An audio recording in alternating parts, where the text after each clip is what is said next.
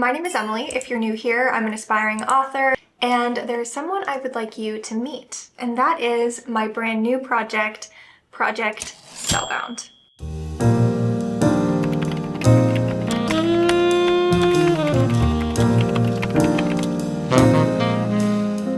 As you already know from the title of this video, this is the project that I'm going to be working on for the entire month of November. I'm filming this video a little bit late, it's November 8th, and I wanted to kind of run you through high level what this project is about, where the ideas came from, some early comparative titles or comps, and just some general thoughts, I guess, about this project. So without further ado, let's jump in. So I came up with this project in April of 2025. It's currently November, so this one's been percolating for a few months at this point, and I'm still really fine-tuning my pitch. But basically, it is a dark academia fantasy project set at a magical post-secondary institution called Vel College, and it follows a group of 5 friends and a situationship so horrendous it fractures said friend group and turns someone evil. There's cults, there's magic, there's witty banter, and it's been so much fun to write, and I'm so excited to be sharing it with you finally,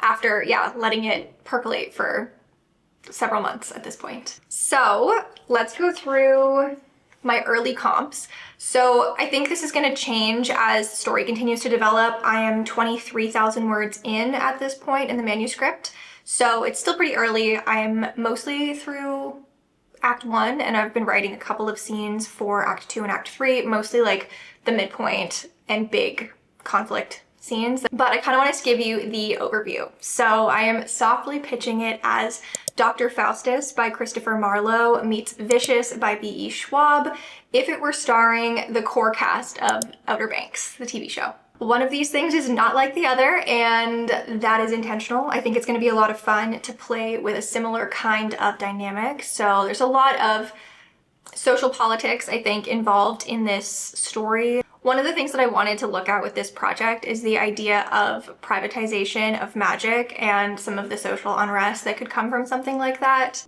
I'm not going to give too many details about the plot itself at this stage because obviously it is still very much in development, but these are sort of the elements that I want to play around with. I was really fascinated by Dr. Faustus in university. I actually read it in one of my literature survey courses and really enjoyed it. I was fascinated by the idea that desperation pushes people to do things that are otherwise very out of character, and I was curious what that would look like in an academic setting when you add in magic. I also just finished reading Vicious a little while ago actually, but I hadn't read it when I first started working on this project, and then my friend was like, hey, this is kind of sounding like I softly pitched the book to her, and she was like, this kind of sounds like Vicious by B.E. Schwab reworked. So obviously there's some elements that I'm keeping, some that I'm leaving behind, but I really wanted an academic rivalry for the ages type of dynamic, and Vicious by B.E. Schwab just knocks that out of the park. So that has been a huge source of inspiration for me as I work on this first draft. And then finally, I really loved the cast in The Outer Banks. I feel like the writers for that show really nailed the interpersonal dynamics, especially in the early season. I do think it kind of lost the plot a little bit later on, and I was very upset with the ending of the most recent season. No spoilers, obviously, but that pissed me off. But I wanted to kind of play around with what that dynamic might look like in a university setting, incorporating obviously elements of Dr. Faustus, this focus on desperation and making a deal with the devil, and the academic rivalry for the ages of Vicious. So those are kind of the component pieces that make up the project in its current iteration, and I'm really excited to see how it continues to develop. I haven't had any of my coffee yet, I should take a sip. So the idea for this project actually came from a very unlikely place. I was on the subway commuting home after work, and I was going through my notes app. I was actually looking into my character name storage unit, where I just put names that I think sound good. First, middle, last. I have names for objects, I have names for places, but mostly I use it as a place to kind of keep all of my character names that I haven't used in any projects yet all in one spot. So I was going through the list, and I kind of found a couple of names that I thought sounded really cool together, and I was like, oh, this would be like a cool friend group. And it has a very distinct gothic, dark academia undercurrent, and I thought it'd be fun to put them in a story together. That was a thought completely divorced from this project, like I didn't have any ideas for the theme yet. And then like 5 minutes later, The Tortured Poets Department by Taylor Swift comes up on shuffle. And I was really struck by a couple of the lyrics. Specifically, he's in self-sabotage mode, throwing spikes down on the road, but I've seen this episode and still love the show. And I thought, ooh, this sounds like a situationship, which obviously, like, spoiler alert, it is. But then I started thinking about what like academic rivals would look like. What kind of environment would this be? Would this be like a university? Would this be high school? I don't really know. And then it dawned on me, should this involve magic? I've been on a big fantasy kick lately, both with reading and with writing. Obviously, Project Stargazer is a fantasy project. So I thought, should I keep this going? Ultimately, I decided that I would. And I just jotted down some like quick ideas and I could just feel the gears turning. Like I knew that I was on to something. I just didn't know what it was yet. So then as soon as I got home, I took a bunch of the stuff that I had dumped in my notes app because I had like dynamics, ideas, whatever, thrown in the notes app. I got home, I dumped all that to a Scrivener file. And I kid you not, the prologue launched out of me and onto the page. I wrote it in like one fell swoop and then was feeling really, really excited about it. It's a very dramatic prologue, and I'm not normally a prologue person. Like I've never included one in any of my previous works, so that was weird. Or actually, I shouldn't say that. Project Stargazer kind of has a prologue, but it doesn't really do anything, so I think I'm gonna cut it. But this prologue is functional, foundational even, to this story, which is new for me. So anyway, I wrote that, and then I kept having ideas for scenes, and my stomach the entire time I'm doing this, growling, because I haven't eaten yet. I literally got home, put my bags down, and immediately went over to my computer and started writing, and I only stopped to eat, and then I had to have a shower because it was a hair wash day for me. So then I'm in the shower, playing through more scenes, and I have to turn the shower off, get out, get my phone, open the notes app again, and dump the scene in the notes app before I forget it. So now I think I need one of those like shower whiteboards that is like waterproof that you can just write your ideas on while you're in there so that I don't have a repeat of that situation. But yeah, this idea came out fast and furious, which is a huge contrast to Project Stargazer. But it's kind of fun. I'm enjoying the pace. It's breakneck, but I feel like for this month especially, because this is my November Writing Challenge project, that kind of works out in my favor. Like I just said, this is my November/December writing project, so I'm going to be using the momentum that I'm hoping to gain from this November challenge to carry me into December, and I'm hoping to have a full first draft, which first draft, it's gonna be rough, it's gonna be messy, but I want to have a full first draft done by the end of the year. So wherever I get on December 31st is the first draft. I will stop, put my pen down, step away from it, and then come back and start revising and expanding the story outward from there. I think with Stargazer, I got really bogged down in the idea of a first draft containing the entire story and every single element, and that's just not realistic because I think you need some space from the project, which is why I'm taking some now, and calling a draft complete sometimes can help beat that impulse to like make sure that it's perfect before you call it the end of a draft. A draft can be whatever you want it to be. A zero draft could be like 10,000 words. A first draft could be 50,000 words. Whatever. Your story, your call. But I'm really excited to be working on this project during the fall. It is a beautiful time of year here, and so those cozy dark academia fall vibes are really helping to spur this project on. So my goals for this project. So obviously I want to finish it. That's goal number one. I am hoping to pursue traditional publishing. I do see it as a standalone instead of a series, which it could be. It may in fact be a standalone with series potential, but I really do think it's just going to be a standalone. The story as I have it mapped out currently is a really nice arc, but I think it's a one-book arc. So for that reason, I think it's going to be a standalone, and I would like to pursue traditional publishing for this project. And I don't know what it is, but I have a really good feeling about this one. I feel really good about it. I'm excited about it. And I'm not putting too much pressure on myself, which I think was my biggest mistake with Stargazer. I took on a really, really ambitious, massive project as my first one out of the gate, and it became very overwhelming very quickly. I think having a standalone project that, yes, has fantasy elements, but is, you know, second world, pretty self-contained to a single book, I think that's really going to help me actually make meaningful progress. And then by the time this one hopefully is finished and query ready, I have another project that I can go back to and begin working on in the event that my first book gets picked up. We'll see if that happens, but that's kind of loosely loosely the plan. So I want to go through my playlist for the project and share some of the songs that I think really encapsulate this project, let's say. And for me, project playlists are often living documents, so they'll continue to evolve. Sometimes I will remove songs from the playlist if I don't feel like they fit the direction that the story is going, and I'll just keep adding to them.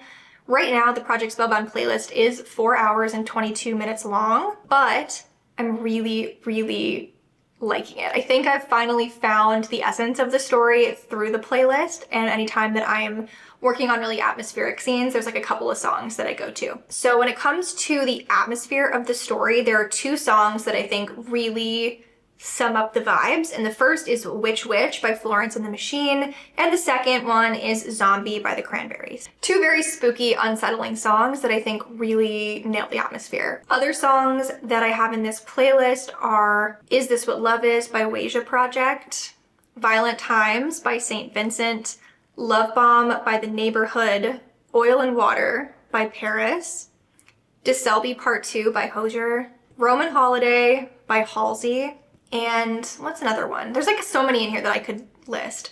Oh, obviously, Torture Post Department by Taylor Swift. And Let's Go Snap Out of It by Arctic Monkeys. In terms of the main character dynamic, the songs I associate with them are Party For You by Charlie XCX, Twilight Zone by Ariana Grande, Magic by Joan, and what else? Eyes Don't Lie by Isabel La Rosa. And if there's one song that sums up this couple's dynamic, it's Wasted on Each Other, for sure. There are specific lyrics, I think, from each that really resonate. Obviously, I already shared the one for Tortured Poets Department. Snap Out of It, it's like, I want to grab both your shoulders and shake, baby, snap out of it. That is plot relevant later. Party For You, I only threw this party for you. That is plot relevant later as well. Honestly, the opening lyrics of DeSelby Part 2 by Hosier, what you're given, what you live in, darling, it finds a way to live in you. And your heart, love, has such darkness, I feel it in the corners of the room. It's just a good song. I think this song is very good. Anyway, I'm just rambling now about music, but these are the songs of Project Spellbound, and I love them personally. It's been so much fun to figure out the story's identity through music. That's one of my favorite things about writing. And anytime that I'm working on the project, I will have this playlist on. Or if I'm writing a character dynamic scene between my 2 love interests, I'll put on their playlist. And last but certainly not least, let's do Project Moodboard.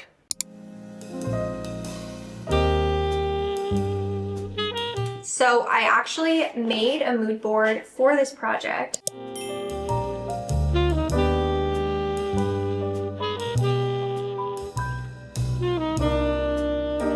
But I want to show you what the Pinterest board looks like, so let me open that. Okay, so I'm going to share my Pinterest board with you guys, and I'm not sure if other people approach their Pinterest board in the same way. I feel like probably, but what I typically will do is I'll create a dump of like a bunch of images, and that'll just sort of be in the main Pinterest board. And then as I start to figure out who my characters are and if there's specific like research elements that I need to do to build out the story or the world, I'll create separate boards for that. So for example, I have boards for supporting characters, I have boards for like other ideas with the story that aren't like vibe based but that are more specific, and then I have character boards for every single character. So that's been very fun, but I'm gonna do a screen recording here and just show you what the board kind of looks like right now. So I have a lot of like eerie fall, very liberal arts college vibes going on here with this project.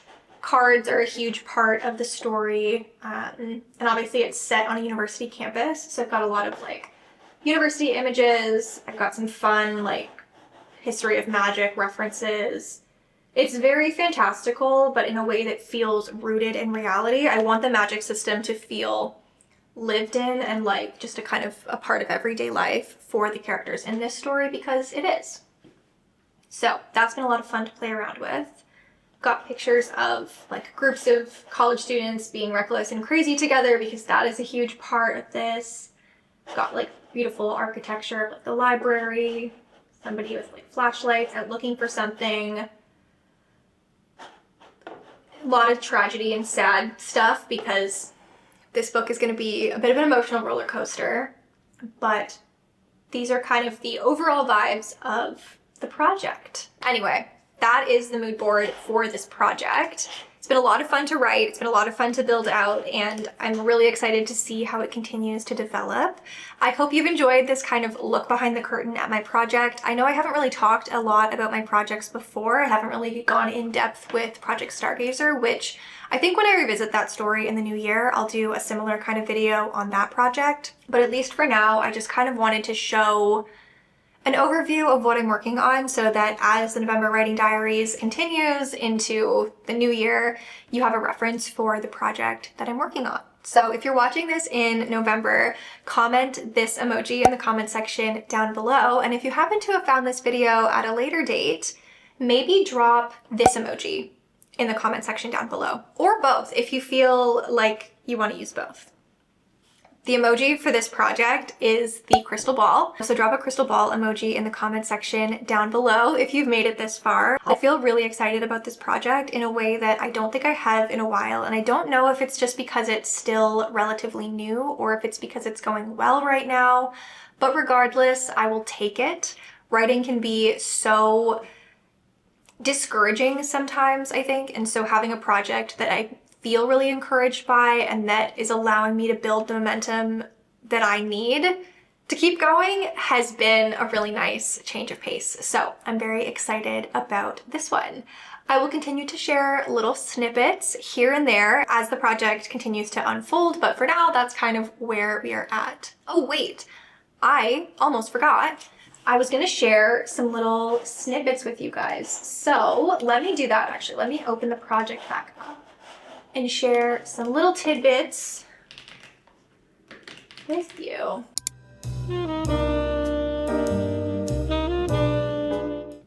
Okay, let's start with this. The September air was unseasonably crisp. A bitter snap of wind swatted at the lapel of Calder Beaumont's immaculately pressed uniform as he stepped out of the family's town car and into the blood-stained maw of Vel College of the Divine Arts.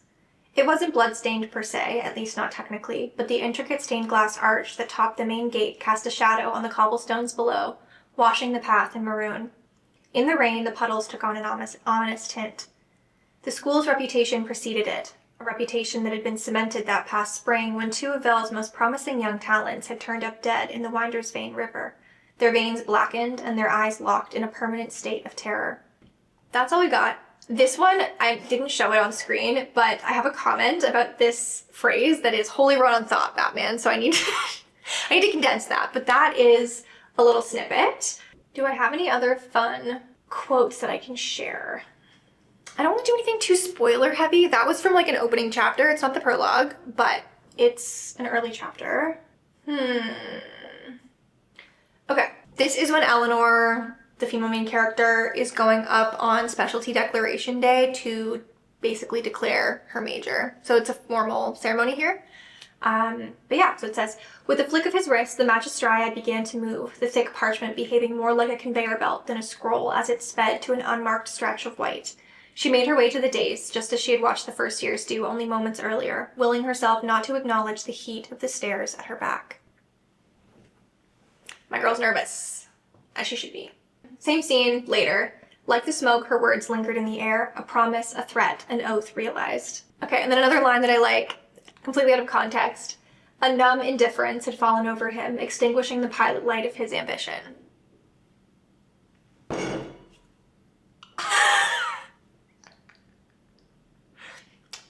My first day with arms, actually, so. Now that I have sufficiently embarrassed myself and shared with you some little snippets of the project, I'm gonna go ahead and end the video here. As always, thank you for watching. I hope you enjoyed this video and you're excited about Project Spellbound. I know I, for one, am very excited about it. So it's been so much fun to build this to the point that it's at now offline and to now be able to share it with you guys. So super exciting. But until next time, that's all she wrote. So I will see you guys very, very soon for another installment of the November Writing Diaries. But for now, I gotta go because I need to get some words in for the day. But I'll see you soon. Okay, bye.